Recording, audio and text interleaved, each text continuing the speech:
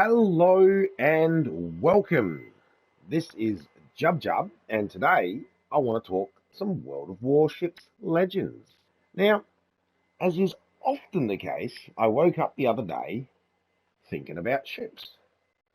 Specifically, I woke up thinking, what is the best tier 1 ship in the game? So I thought, okay, let's go online and have a look. Wasn't able to find anything.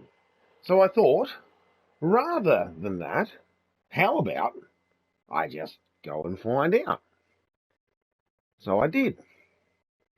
Played over 100 games in Tier 1. I can tell you, it took a really long time. However, it was worth it, because in the end, I came out with a revelation that I did not have before I started. But before we get there, let's just bring it back. In World of Warships Legends, there are 7 nations, and each nation has a single Tier 1 ship, and they are all cruisers.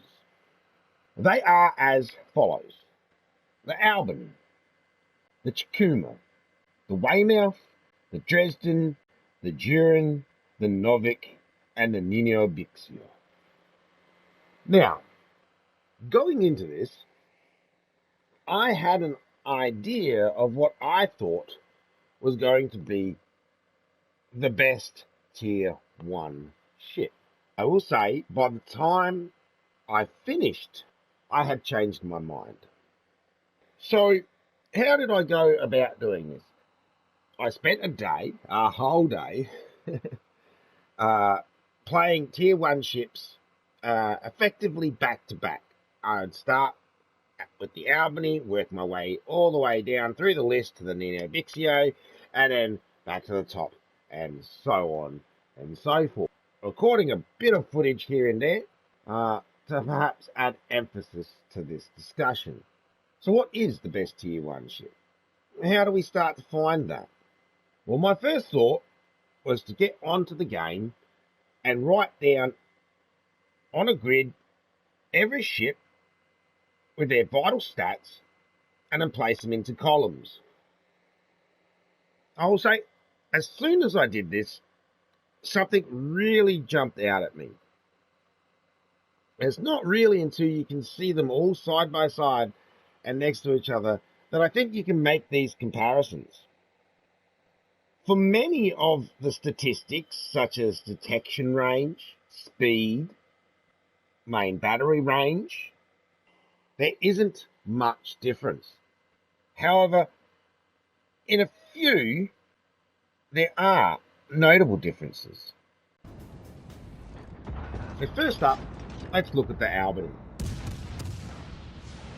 With average HP, a small amount of guns, and extremely slow speed, it really seems to have nothing to offer.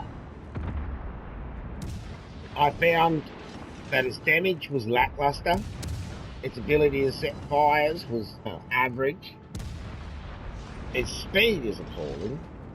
It only really excelled in one class, and that was its turning circle.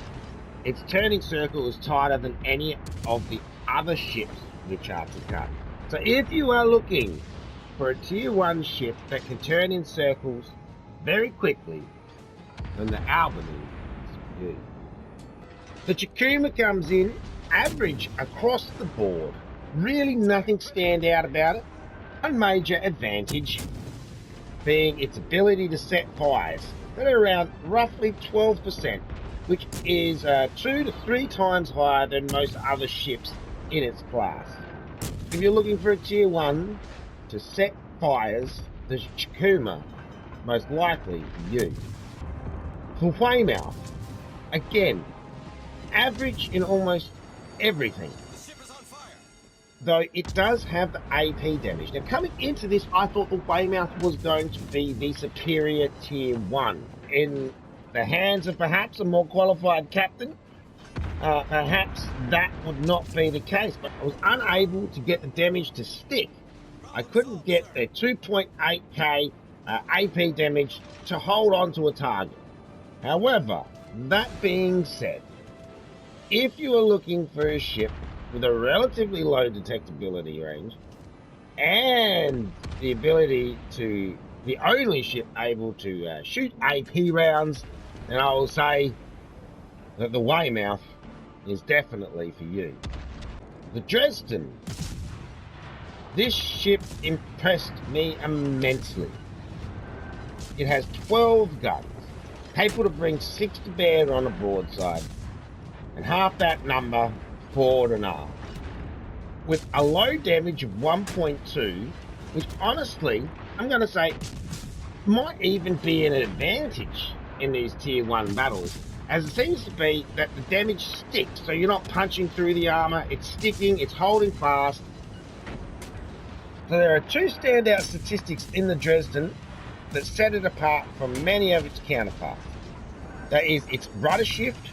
It turns very quickly, though the turning circle itself is quite large. Most importantly, it's got a lot of guns, those main batteries, and its reload time is 4 seconds. That's most of its competitors at this range are either sitting at 8 seconds, which is half of that, or 12 seconds, which is a third. A really, really solid ship. A little weak on the HP, but if you're looking for the ship to do damage, Dresden is for you. For the Jurien, I found that in a long-range standoff position, that 2.3k, 9% chance to set a fire, could turn the tide. It was strong. It was a reasonably fast ship. Not the fastest, not the slowest, but it was in there. Everything else was average along the board. Nothing else really stood out about it. I would say that if you're looking for a ship that can stand off and do a decent fight with some quick traverse speed on its guns, Jurien's quite good. The Novik is an interesting ship. In many ways, its statistics resemble that of the Dresden. Now, obviously, the Russian line came out after everything else, so it sort of had to fit into a meta, a balance that was already there. And so the way they kind of did that, they made it a little bit more tankier. Did a little bit more damage, 5 seconds on the reload time, which was good. It was good, it was effective. And a rudder shift speed of 4 seconds. So it turned quick, but it had a large turning circle as well. So nothing, I mean, it's actually the second smallest turning circle at 500, but it's certainly not the turning circle of, say, the Albany, but it does have the speed to match, which was 25, I believe, for its speed. Would I recommend the Novik with an 8% chance to set fire? It's certainly up there in my list. I would say that if you enjoy running and gunning with a rather tanky ship, then the Novik could definitely be something that you would enjoy. The Nino Bixio, I'm going to say, this is probably the only ship that could replicate, that I was able to get to replicate that of a battleship. So starting with its HP of 16.6, which is a third over something like the Albany or the Dresden, and a fair portion over the rest of the ships. It was very tanky. It had some crazy damage I was able to get out of it if you could get it to stick down, but again, it's more of a runner and a gunner. It had 26.8 on its speed, so it was really able to run hiking, and it also has the lowest detectability in the class as well. Stealthy and stanky. Yeah, so if you want something that's a bit stanky, the Nino Bixio is a good choice. It is a good ship.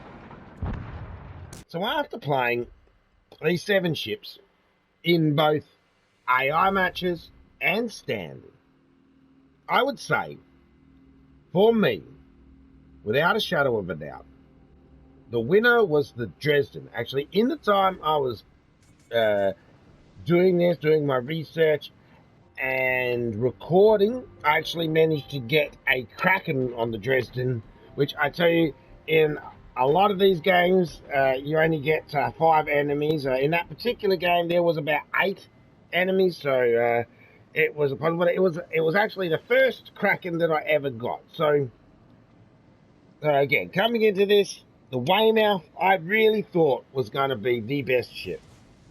As it turned out, it was the Dresden.